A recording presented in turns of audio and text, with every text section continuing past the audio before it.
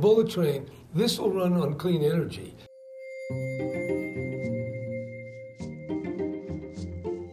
To deal with climate change is virtually to deal with everything.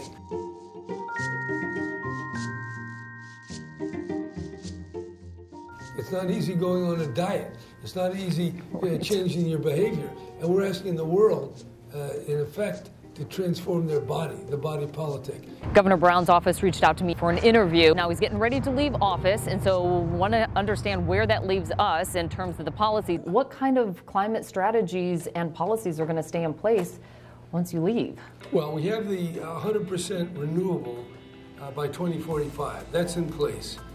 Number two, I signed an executive order to get to zero carbon emissions. That's a more broad effort. It takes into account not just electricity, but cars, buildings, agriculture, forests, the regional grid, battery technology. I'm laying out a plan, and the governor that comes next, the legislators, they can amend that and improve upon it, because this work is not the work of one governor. It's the work of everybody in the world. Are you going to stay involved in this, sure, even after you leave? I will be participating in climate conferences and other things I think are relevant and important. A lot of people, I think, are starting to get scared. They're getting it, that we've had mega fires. People are losing their homes. They're losing their lives. And they say, okay, so we spend money on a bullet train. Is it time to reassess that maybe we need more money going into these climate mitigation policies? Well, we do. We need climate mitigation in our forests, in our soils. We need low carbon fuels. We have those requirements. Right now, that is part of my executive order in SB 100. We have the legal framework now to require or incentivize all the maneuvers that must be undertaken to get to a zero carbon world. And that's not going to happen, overnight. It's going to take decades. But California is taking more aggressive steps than anyone else. Yeah, I posted this on my Facebook page, and I said, okay, what would you guys ask? And a lot of them have said that. We're putting money into different initiatives, whether it be the bullet train or something else. And they said, but for the first time, they mentioned fires and droughts and subsidence. I've never heard that before. I feel like people are really getting it. Well, it's none too soon. We need to get it. But things like the bullet train, this will run on clean energy. And our freeways are getting clogged.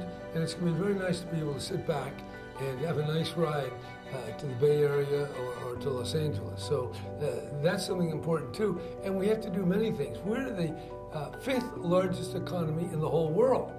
We're bigger than Canada. We have a bigger economy than India and Russia. So we can do big things. And climate change is certainly one of the ones we don't want to neglect. It's amazing to come from the United States, where we can put these policies in place, but we're dealing with 3+ billion people who are literally living to feed themselves. They don't know if they're going to make it to the next day. So trash on the streets and dirty water, it just doesn't add up for them to make these big changes. How do we address that? Well, we have to address it whatever we can, because whatever suffering and deprivations that billions of people have on planet Earth, it's all going to be worse. Whatever they're suffering today, if we keep on the current path without doing climate action in a very aggressive way, people are going to suffer and die far more in greater numbers sooner. So we have an imperative to deal with the climate, and the rich countries have a greater obligation. We have to come up with new ideas, new technologies, new procedures and laws that can create the transformation. It's not easy. It's not easy going on a diet. It's not easy changing your behavior. And we're asking the world, in effect, to transform their body, the body politic. And it's extraordinarily difficult. For some reason, the younger kids get it, though. So where is the gap? Because clearly there are people that want to fight it, but yet we've got these younger people that all they can do is talk about it. Well, look, the scientists are telling us the truth that climate change is an existential threat. That if we don't change and we don't reduce emissions, more forest fires, more floods, more mudslides, more disease, more starvation, more failure of crops. So we know what the science tells us, but every day we get in our car or we turn on the television, we go to the office, We go to a bar or something, and the world seems like it's working. Well, in fact, it's not working the way it should, and unless we embrace climate change and climate action, it'll all get worse. So that's why we're having the global summit. That's why California is taking the lead that it is, and we're doing a lot, but it's not enough. We're still in great danger, and that's why hopefully at this summit we'll get more commitments, and out of that we'll do more. What scares you the most? What scares me the most? Well, about climate change? Well, there's probably a lot. What scares you the most about climate change? Well, I think the disruption of communities locally by the forest fires, but throughout the world, in Mexico, in Africa, and Europe, all the mass migrations and the political turbulence and instability and revolution that that's going to cause. It's a horror.